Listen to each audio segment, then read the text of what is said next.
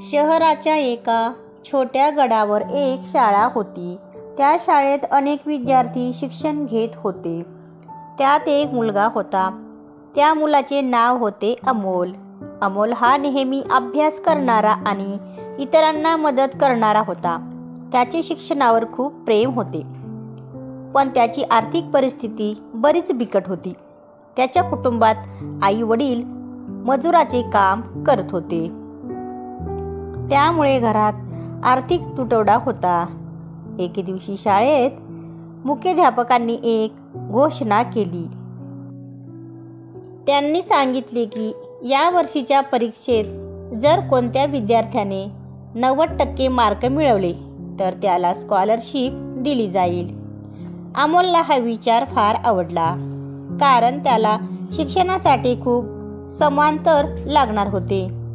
त्याने ठरवले की तो कठोर परिश्रम करेल आणि त्याच्या कुटुंबाला मदत करेल.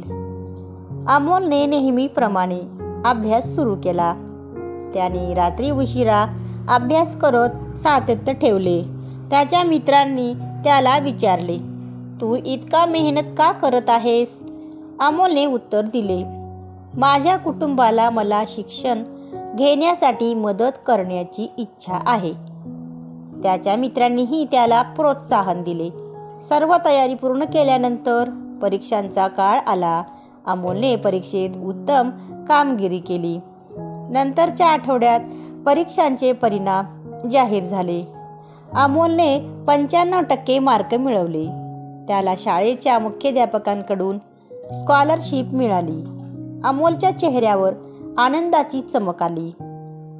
त्याने आपल्या कुटुंबाला हे सांगितलं आणि तेही गर्वाने भरले. अमोलने पुढे जाऊन उच्च शिक्षण घेतलं आणि एक यशस्वी मार्गदर्शक बनला. ही कथा आपल्याला शिकवते की कठोर मेहनत आणि निस्वार्थी प्रेम यामुळे आपण कोणतीही गोष्ट साधू शकतो. कथेतील बोध: शिक्षणाला प्राधान्य द्या आणि आपल्या स्वप्नांच्या मागे धावा.